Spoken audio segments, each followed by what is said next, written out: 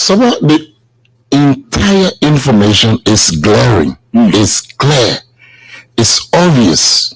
Now, we were going for election. Election is for everybody.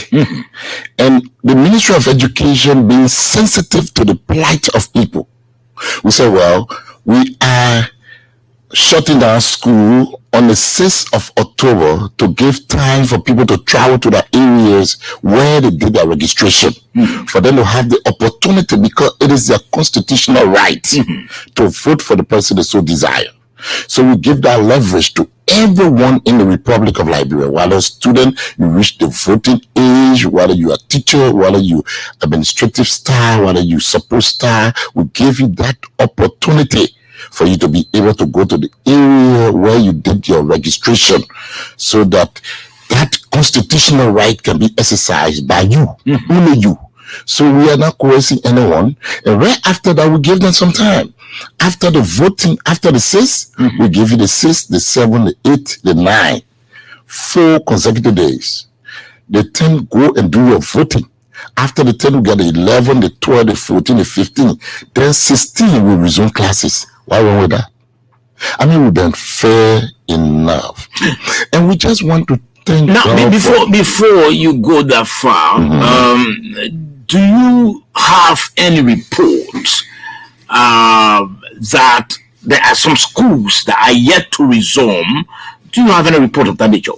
Yeah, I mean, realistically, there are some schools that are still hesitant of opening. For what reason, we don't know. But what we instructed the schools in the Republic of Liberia, we've been in charge. We are close with the authority.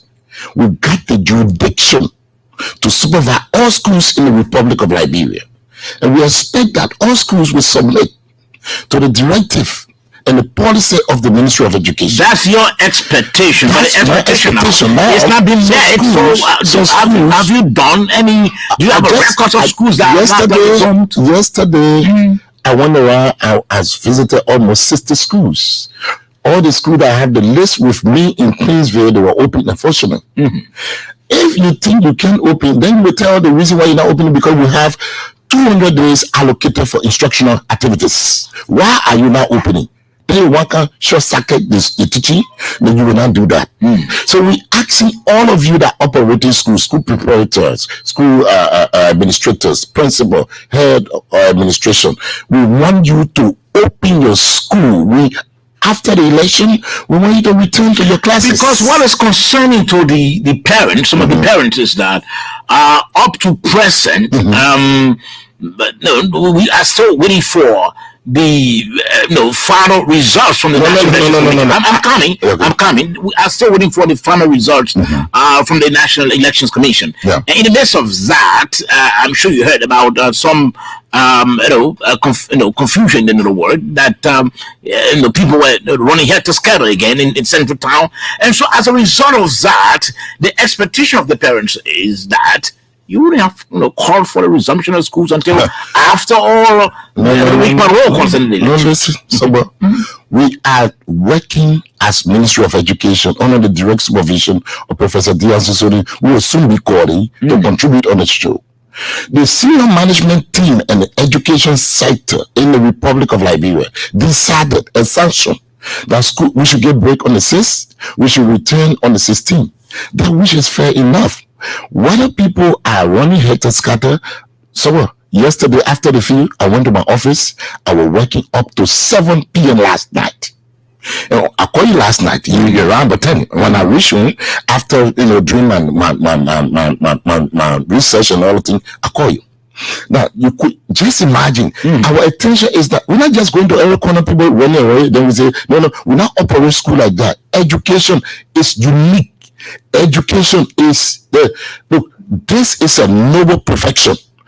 Everybody in this nation depend on education for this country to move, because the next generation, if we are not able to empower them, will become a failure. We will replace Maxine Beaton tomorrow. We will replace Professor D. Ansosoni tomorrow. When you are not educated, the children will remain here and we import people to come and work, and that which we don't want. And we are calling on all school administrators. If you have doubt in your mind, we are telling you today that with us, we from the Ministry of Education, nothing is going to stop us from instructing our children. And right now, even my children in school, what is that?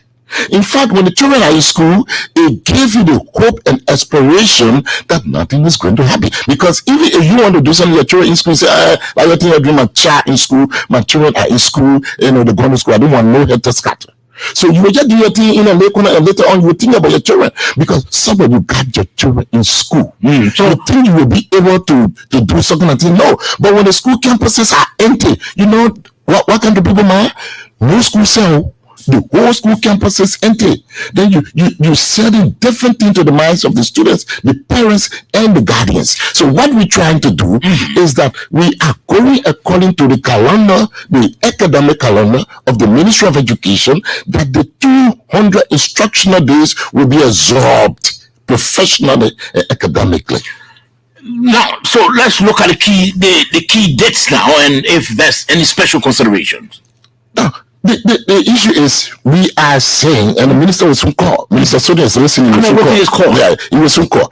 And the issue is, when we give you instruction, first of all, let me just commend all those who open their schools.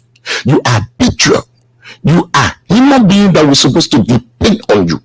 You are very great, and the favor of God will be upon you. And you are. Why are you praising those people now? Because they are in compliance.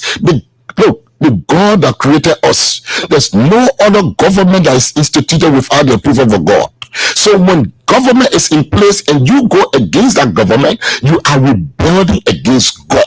So it is in Corinthians 13, 1-5. Read that. If you are a Christian and we tell you, open your school on this time, all you need to do is to follow the instruction and kindly open your school so that we can coexist and have a wonderful academic year. Not for you to say the thing what the Ministry of Education saying, they don't know what they're saying, we know the best. No.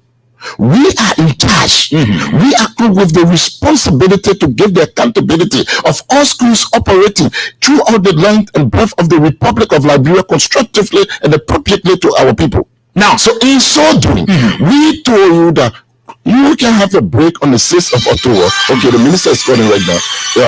Can we have a call? Dr. Professor Sonny, welcome to the program. Professor Sonny. Good morning. Good morning, and welcome to the program. Thank you. Good morning, Mr. Britton. Good morning, Minister. Happy to be online with you this morning. Okay. Now, Professor. Yes, go ahead. Now, what's the status of your regulations or your instruction to school administrators to get their schools, those reopened after during the date you serve? You said, what's the status of that now? Do you have any idea when all the schools are open, or do you have any disappointment that some of the schools didn't open their doors? Thank you very much. There may be a few schools that decided not to open after getting a report from the county education officers and or the district education officers. But their responsibility is to actually visit the various institutions that fall in the jurisdiction and engage their leadership while they are being open and when they open. But I'm glad to say that over 95% of the schools in this country are open for teaching. But Mr. Minister, how did you derive at that? Because you don't have a report on your desk about the opening of schools. Also, is it something that we are concerned as to how did you derive at that record? Because I live here, and at the community I live in, there are several schools even in that community that is 17. But those schools didn't reach a 90% that you make a reference to, or 95%.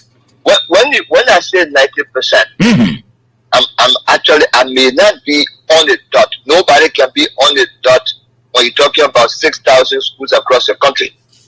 But when the significant majority you can on the scale of 1 to 10, I can weigh as far as 8, 8.5, 9 that the schools are open and operational. Now, Mr. Minister, don't you think, Mr. Minister, I'm coming, sir. Don't you think, Mr. Minister, I'm interviewing you now. Don't you think that it's advisable to keep the number until you can get the report from the people in the field to know whether all the schools are open out of 90% or 95%, then to say it here at the end of the day, your report does not reflect that. So, yes, sir. I'm not arguing with you. I'm just asking a question. I'm not arguing with you. I gave an information. If for any reason you believe it's not correct, you can check. But what I'm saying is on the scale of 1 to 10, because I live here too. I live in Virginia and I come to town every day, pass through Pinsdale, I've been to Kakata. So basically, there are some schools I would believe that are not open. But for me, those are exceptions. And exceptions are normally in the minority. Exceptions cannot be in the majority. So I weigh my decision on the basis of all the schools that are passed along and they're open. Equally so, I don't think, Mr. Minister, that you want for any exceptions to be there, because I'm sure you're concerned about the education of the population of the students, not just few of them. So, yes, sir. We don't get in the street to make accidents. We get in the street to go to our destination safely. But are there accidents? Of course. Those accidents are not intentional. So when there are people who breach the rules, we deal with them. But I will not demean the work of the majority of the schools because a few schools are not open. My job is to find out now from the CEOs who, by the end of this week, they will get back to me and let me know exactly which schools did not open as we have requested them to open. So let's go to other issues. Yes, I know, Mr. Minister. Those issues, Mr. Minister, those issues are important. You still have time, but let me ask: the two, instruct those schools to put in place safety measures for the students before reopening. What is safety measure? To ensure that the students are protected. To ensure that the students are protected. They should instruct them to do that. Say that again, sir. To ensure that the students are protected. They should instruct the school administrators to ensure that happens, to put in place all those safety measures. But that's normal.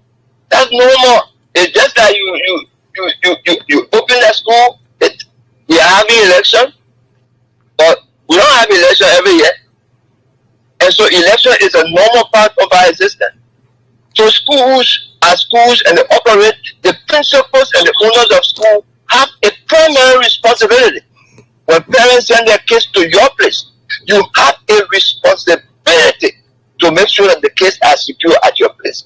If you as a principal, you sense any reason why there could be threat to the kids, there are police to call. There are officers to call. No institution has the right to hire their own police and arm them. No education minister has the right to get their own police and arm them to protect students. So we depend on the network of security across the country. Okay. We also are intelligent people. When we sense that there is a probability of instability, we will know. Because we live here. And we live here before now. Okay, so let's move. Let's move forward now. Before moving forward now, because I want us to move forward. Before moving forward, Mr. Minister, how soon do we, should we expect to hear from you the records of those schools that are opened and those one that are in disobedience? Just tell me disobedience and you get information. Okay.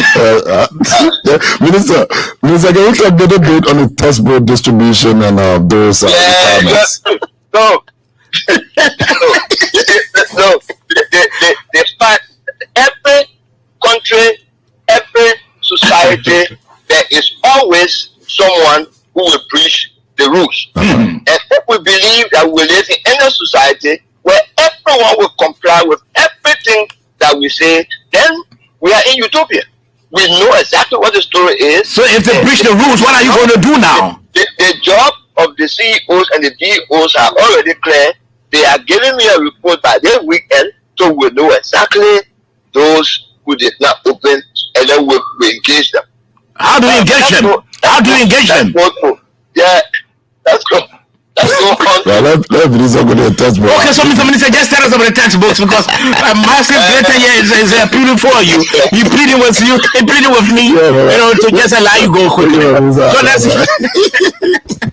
I'll let you push your minister. Go ahead, Minister. Let me just first of all congratulate the whole country, suburb. Okay. And all the citizens. And there will always be people who don't believe they should comply with law. But those people are the exceptions. And we expect the law to deal with them. Okay. Whether it's in education, it's in politics, it's anywhere. The rights of the majority always prevail. That's why the majority are the ones that determine who leads them. So if there are minorities who want to create problem and tensions, the law should deal with them. Full stop. Okay. So I go about doing my own job as I'm supposed to do it. Now, the school should be open. We have not heard from NEC yet, finally. We are hoping to hear from NEC today or tomorrow. Because only NEC alone can say that there is a second round. Only NEC. If NEC should say that, and that becomes necessary, then it's likely that we will lose additional school days when it comes to that. This is one of the reasons why every school should be open and open now and proceed to teach the kids, because the likelihood, if next say this is where we're going, we have to lose another couple of school days. And this is not to the advantage of the kids. So that's why we want to first congratulate all of the school systems that are up and running. I don't want to call the names of the various school systems, but all of the religious school systems are up and running. The Catholic, Methodist, Lutheran, SDA, Muslims, they're all up and running. There have been a few private schools who may not have opened, but I'm waiting for the CEOs to give me an update. Now, let's move on first of all to the textbooks. The textbooks. We have started the distribution of textbooks, Osorado, Cape Town, couple of places. Those textbooks are for the use of the students. They are not for them to own them. Therefore, the principles of the school, every school principal that receives the textbooks, they should stamp the books with their stamp. No child should have the right to write their names on the textbooks, but those textbooks are for the use of the students next year and the year after that. So I'm also requesting that all principals to number the book that they have. So if it's 50 books in chemistry, you mark 1, 2, 3, 4 up to 50. So if you give Professor Sony Bovin High School, you give him one textbook and the book is number 25. When that 25 is missing, then if we find it with anybody, then that person has taken my book. But if it's only stamped with the school stamp, and we could not have done that at the printing level, because basically the books to distribute would have been difficult. So now it has to be marked at that level.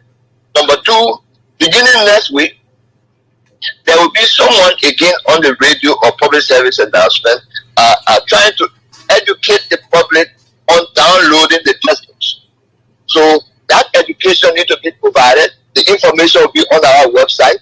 We'll try to put it on many other platforms so that students and schools should have the right and the know-how to download the books. The advantage with the downloaded books is that it has videos, it has audios. So if you don't understand the subject by reading, you can listen to the audio, you can watch the video so that it can help you. That is not just for government school, it's for all schools, private schools, public schools, for the senior high division. So I just want to emphasize that part of it. As far as I'm aware, many of the schools in the various counties are getting their book. We have not started taking the book to the southeastern counties yet because we don't want them to get destroyed along the way. So if there are these books, if for any reason a truck were to break down, some people and hello, Minister. Hello, Mr. Minister. Can you change your location a little bit? You are coming in breaking, Minister. It seems the minister is off the line. No, hello, Minister. Yes, hello. Okay, you are okay now. Go ahead. What I'm saying is, I'm going to engage the Minister of Justice to also give us special authority, which we announce that wherever we find these books in any marketplace, then you have to tell where you got them from. If not, you are a thief. And if you borrow from someone, then you are also a thief because it is not for sale. The books are to be used by the students in the senior secondary division of our country. We should not find them on any street being sold by any petty trailer because no petty trailer has imported these books into this country. Let the books be used for the purpose for which the government have brought them. The government made sure that these things are happening. Now, I just wanted to make that emphasis. Okay, so Mr. Minister, regarding the production of the books, let's hear from you. How was that done here in Liberia or outside of Liberia? No, it was not done. The procurement goes along with the World Bank team and ourselves were done here in Liberia, of course. But because of this volume of the transaction, it was international bidding. International bidding. So how much was it? The books themselves were not authored by the publisher. The books were authored by Liberians. Some of the materials that were in the other books that were upgraded, the books were authored and brought in alignment with both the WAS examination syllabus as well as the Liberian curriculum and the syllabus. So basically, these are what I know we've done. Now, so how much was involved in getting the book produced? The books produced. How much? Yes, how much was involved? Nearly 4 million. 4 million. Nearly 4 million. Given to a foreign producer. Yeah, a foreign publisher. So it means that we don't have anybody in country. No, we don't have a production team in country that could do that. You don't. First of all, the foreign you have to pre-finance a significant portion, and with nobody qualified. So when you go through the procurement process, provide evidence of certain things. If you cannot provide those evidences, the procurement will not give it to you. Now, if it's a local procurement, like with building schools and so forth, most of the bidders are Liberians, so we give it to the best of them.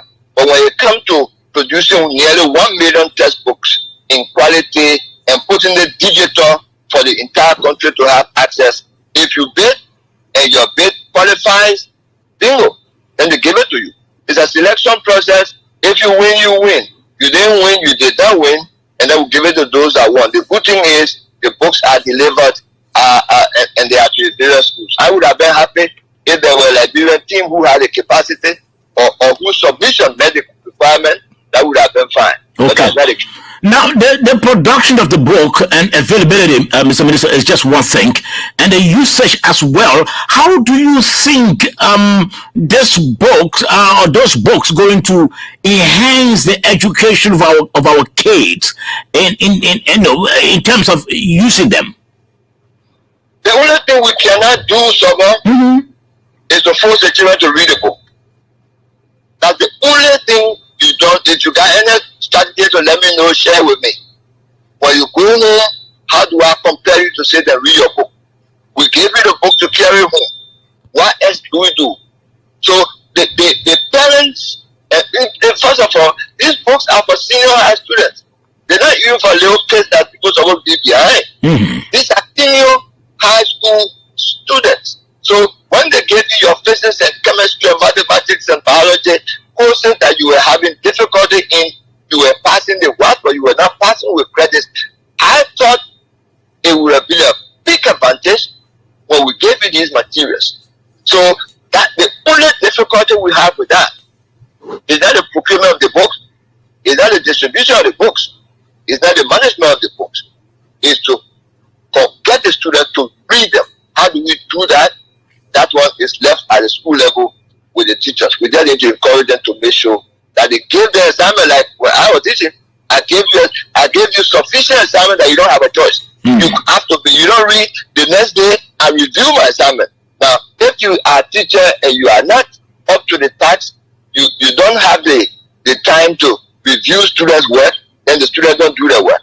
But when I was teaching, it's not possible because you have to come with the assignment the next day in the class and we review it, and I will call you up to do any demonstration. So if our teachers were to do that, maybe that will encourage the students to make sure that they read the books. So students are begging you, read the books, read the books. You got nothing to lose. Read the books. You read the books, you will see yourself doing better on any of these exams.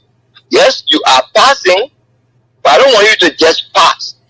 I want you to now pass with excellence, where you are making A's and B's and C1, C2, those kinds of passes. That's what we want to see going forward. Okay, now, Mr. Minister, let me just go back a bit on this reopening of the schools. Does it apply also to universities and colleges? Yeah, they apply. We said all schools. When we shut down, when we suspended classes, it applied to all schools because this was not a regular vacation. This is an exemption to give every Liberian the opportunity to turn out in their numbers and participate in the voting process. Yesterday, when NEC announced that 1.9 million plus people have voted, I really knew that Liberians turned out at this particular moment. So that was a special provision for every school. Now, coming back to school, it also applies to all of the universities and colleges as well. And I think all of them have, except for LU, which requested an attention to sometime next week. And they will announce that. Did they give you the reason? Did they give you the reason why? Yeah, they give me the reason why, but you can't. What's the reason? No, sir, I'm not working for LU. But Mr. Minister, you're not going to deny the listeners the reasons why LU is not opening. You are the Minister of Education. No, yeah, I'm Minister of Education, but not the President of the University. I have a jurisdiction. I'm a member of the board, ex officio, and basically that's it. They gave me a reason which I believe made sense. And okay, if it makes sense, now then share with the public. So, yeah, share with the public, sir. President. I will not offer that information. So please let's go to something else. Okay, Minister, don't fast. Minister, what could be a message now to parents who sometimes saying that they will not allow their children to go to school? What could you tell them in the public manner? You've been a Minister of Education. You know, our job as a government is to provide the opportunity, set the framework, and the responsibility to train the children when they come to school. The parents' responsibility is to make sure that they bring and bring their children to school or allow them to come to school. If for any reason some parents believe that they don't think their kids should go to school at this particular point, I'm not going to go to their houses to grab the kids, but I can only tell them the school is moving on, they're not waiting. So whenever your kids come, you're going to have to find a way to do the makeup for them. And if they are given quizzes, there's no exception. Because as far as I'm concerned, your kids are not better than any other person's kid all of them are going to school, and the country is stable. As far as I'm concerned, the country is stable. I've been here from 1979 as a big young man until now. I'm not a young man anymore, and I know when there's sufficient tension that can cause problems. Right now, there's none. So therefore, we have started school. I want for you to please, parents, send the kids to school. Send the kids to school. Okay, Minister, let's go to the teachers. Some of your teachers are now returning to classes, as you may expect. You being the minister in charge, what could be some, penalty for those teachers who are procrastinating? I don't know why they will not go to school, because they not procrastinating to take their pay. You know, when the government credit your account, you don't procrastinate to go for it, and you must perform the service for it. Here am I. I'm on my way to work. I'm on my way to work. Government pays me to manage this place. I cannot lie down home. I'm a senior. I'm not supposed to go to work. No. I get up and get ready. But Mr. Minister, it seems that they are not good. They are not returning to classes because there's no effective monitoring from the end of the Ministry of Education. There is no what? Effective monitoring from the end of the Ministry of Education. Maybe we're not monitoring the activities. I don't know about that, Sobo. Because what do you know about, Mr. Minister? The Ministry of Education is made up of 126 school districts. Every school district has a district DO and a staff of minimum 3, 4, or 5. At that level, we get a limited number of schools to inspect.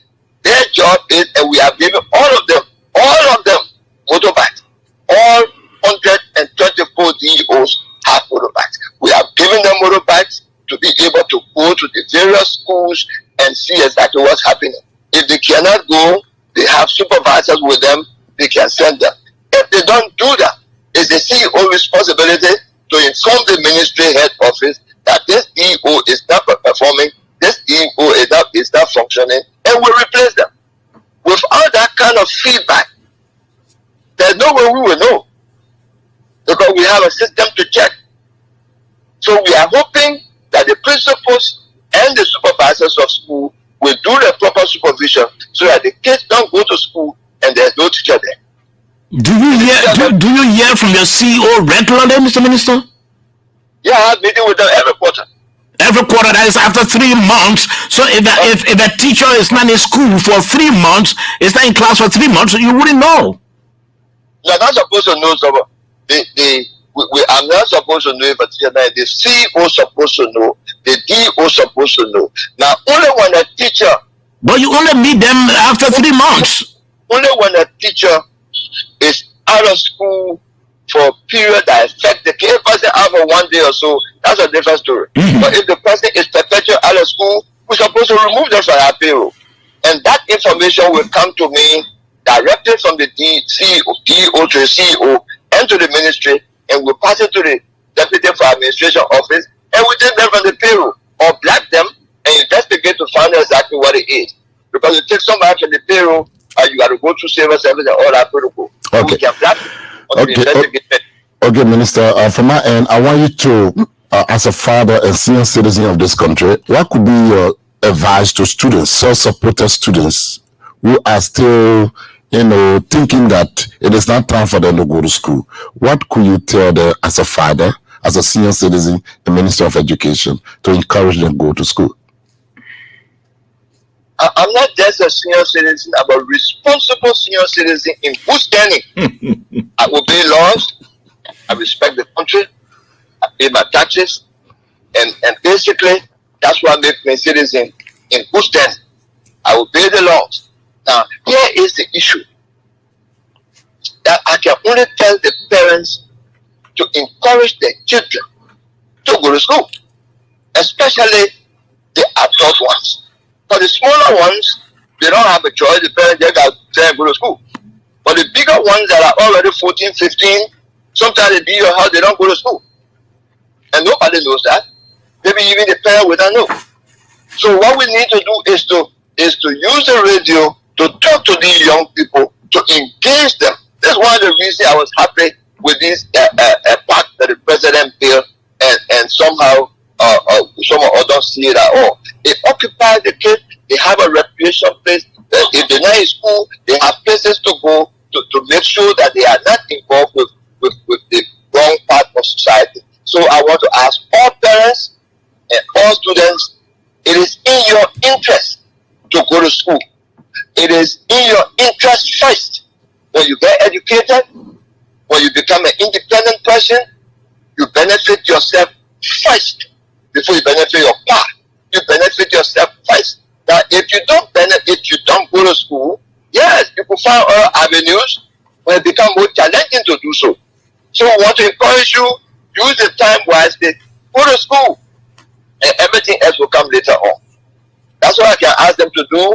And I want to tell my CEOs and DEOs, their job is to make sure that they are inspecting the schools, and if the principal is absent or perpetually, or the teacher is absent perpetually, they have the right as DEOs to give a direct recommendation to either remove the person or to suspend them or to black their pay. The information comes from the field, and then we have DEOs and staff, we have CEO and staff, and all of them have vehicles, all of the DEOs have motorbikes. There is no reason why they will not do the job and give us a feedback. Yeah, Minister, from my end, finally, what will happen to private schools that will say you are now responsible to pay me? I control my teachers, they can come to school as they wish. You, the DO, have no jurisdiction over them. What could you tell that school preparator or administrator or authority right now? The paper they have to run the school is the driver license that is given to me to drive a car. If I don't have that driver license and the policeman stop me, they have a right to park the car, they have the right to tow the car, they have the right to fine me, and all of that. So I don't drive because I know how to drive. I bought my own car, so I can just kick it and get in the street. No license plate, no regulation, nothing. No license, I can just get in the street. No. We give you a permit after assessing your application that you have the wherewithal to run the school. And when we give you that permit requires you to conduct yourself in ways that will perform the services which you claim you wanted to offer. We cannot give you the permit, and after we give you the permit, and you say, I don't pay you, so you don't have a school. That's fine. When the CEO and the people who will know this first is the county education officer and the district education officer. When those kinds of information are brought to our attention, then we have a reason to either reissue the permit when it falls due, or we call you to conference and decide what to do with your school. But you cannot be running a school in the country. The school is registered, the school has a permit, we know you have a permit, and to have a permit you get the various teachers and things in place, and we expect you to do as you promised. Secondly, you as a school authority, you are collecting money from parents to teach their children. You collect money.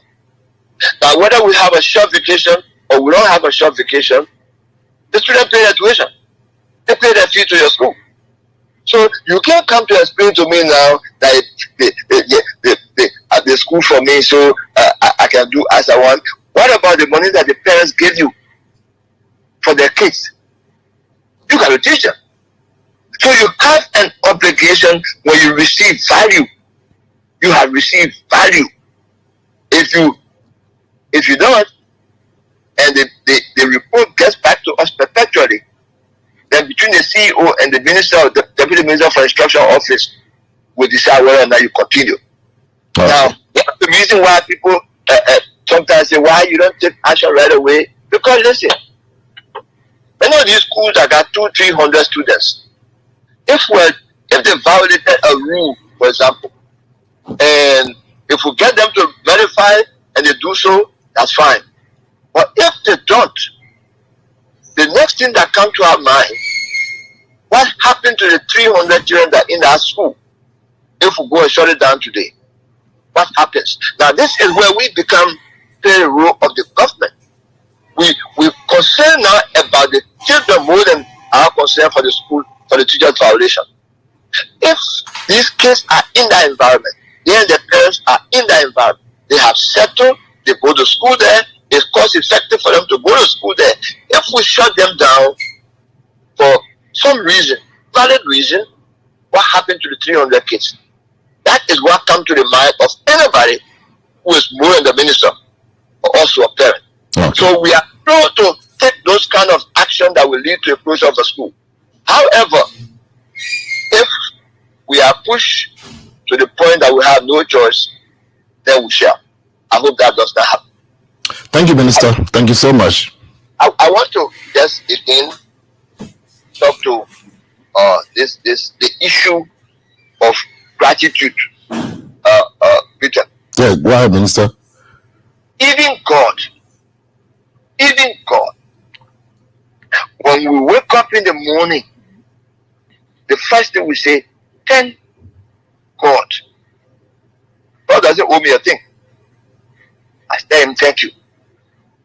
Now, the children that we have, the ones that tell you thank you when you pay their fees, the ones that say thank you when you buy their new clothes, you may not have bought all of what they wanted.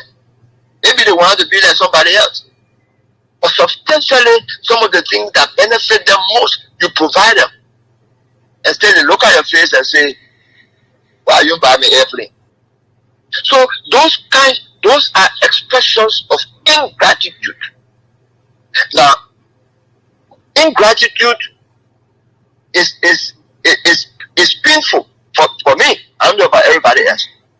When you do something for me, even those that work with me in my office, when they do my job well, yeah, they get a pay. But I still tell them thank you and have a responsibility. That's a lesson that we teach with the senior people. I've been around this country and I know exactly what has happened in the last 6 years. I have been around this country 2 times. When I said go around country, I'm not saying I went to one city and came back. I went to towns and villages, some of them very impossible. I went to them.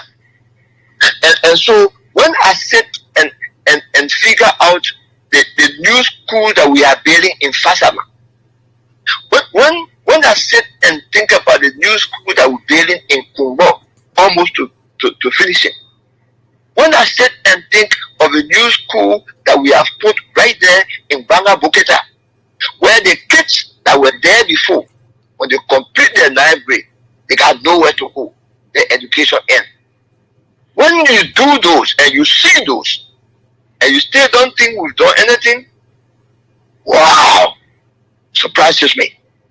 However, for us to do more, you want to first recognize that this has been done. If anybody else wanted before, don't you think that other people before us knew there were no high school in Kumbo? Don't you think everybody else who came before us knew that there were no high school in Fasama?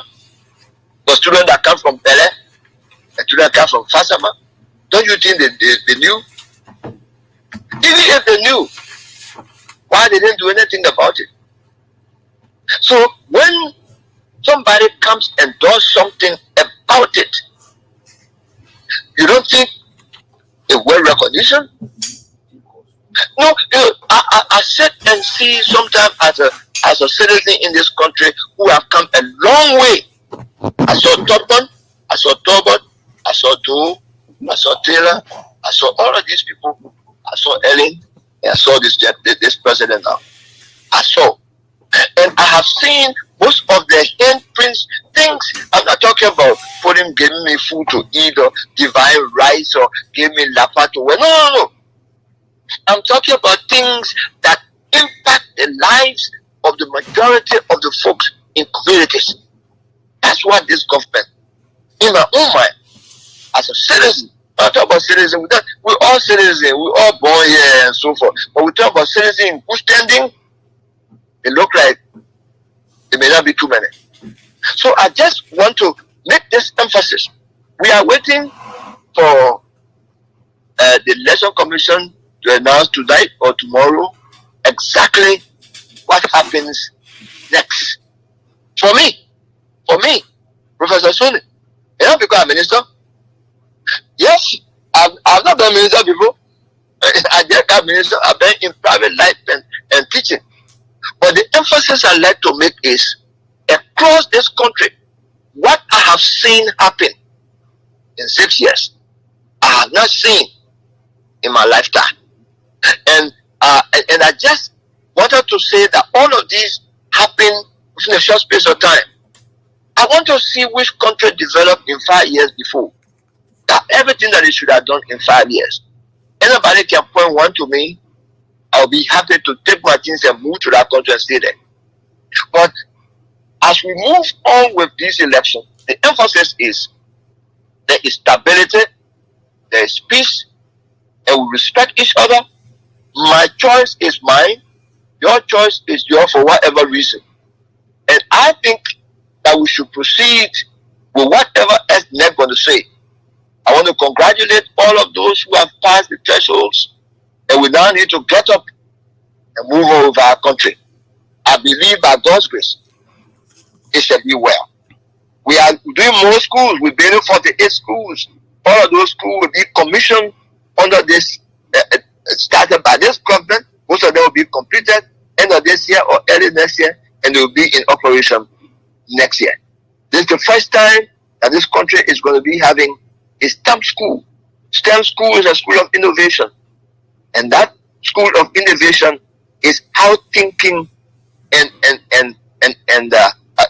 engineering and all of those things begin, where inventions begin to exist in those high schools. So by the time the students finish with high school, they get to college, that's a different story. And all of these are happening in these 5 or 6 years. Didn't other people see it before? Maybe they did. Did they do something about it? I'm not sure they did. If they had, would have seen it. But the person who sees it now is the leadership of this government. And not only that they see it, but that we're moving to act on it.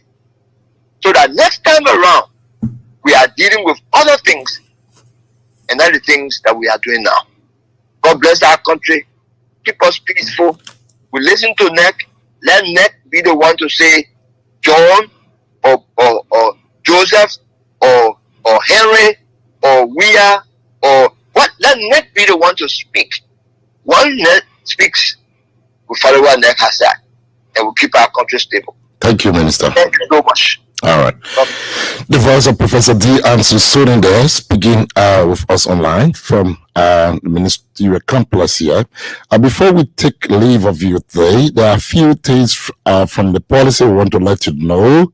The dress code of all of our students in our schools, as we previously told you, we're asking all school administrators to please fall in line so that they can be in full compliance. We say all girls attending your school, no attachment is allowed in our school. No weave is allowed in our school from 1st grade all the way to 12th grade, including the queen of the school. We want all of our students to plait their hair, cornrow, all down. Schools are in section right now. We want you to follow those guidelines from the Ministry of Education. Our monitors and supervisors are passing all around. Yesterday, I passed around. I visited almost 58 schools yesterday, and I just want to say thank God for all of them. Of the students were in full compliance, and that was excellent. We also want to let you know that there's no drinking alcohol on campus, no smoking on campus.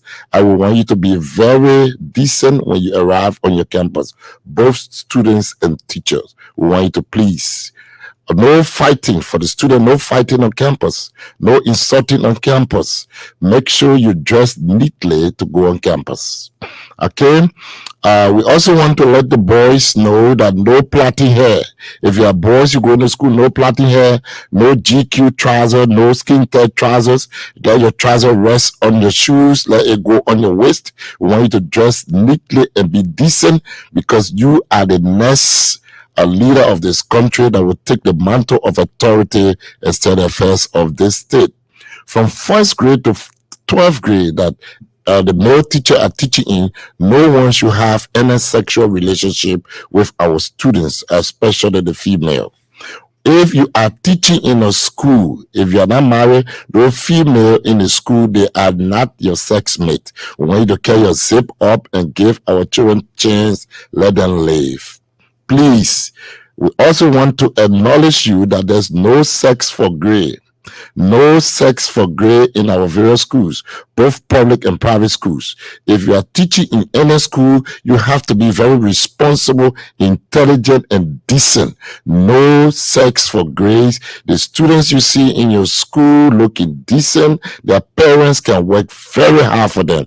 Please give them chance to live. Let them excel. Please stop having those, you fail my matter, you don't comply, you complain. That is not the education system we want to see. Let the children be encouraged to learn. Do not intimidate them. Do not harass them. Do not exploit them. Do not abuse our students. We want you to take note. No throwing grade for money. There are some teachers, they are very good, but they always asking students for money. They will get assignment for money. They will get assignment for money, put the money in the assignment. $10 at 70, that's 70, $20 at 80, $30 at 90. We all know that thing, but we want you, if your hair inside, take it from inside. When it is discovered that you are guilty, we will name and shame you. Please, if you're a teacher, you must be very professional and ethical. We are depending on you. This is why we send our kids to you, so that you bring them up the best way, that they will take the mantle of authority and state the affairs of the state. We also want to let you know that uniform issue is not mandatory. No parents supposed to purchase uniform from you on campus before the student attend your school. No, it is optional. When you cut students, it is there to help parents who are far away. Maybe the parents in a different country, or in different country, when they come to you, say, oh, I'm not chance, please put John Prime name down and help me purchase that uniform. You now can contact a tailor shop or a store that you can make arrangement with them. But you, the school, you are not business. We never give you operational permit to be sewing clothes or to be selling uniform.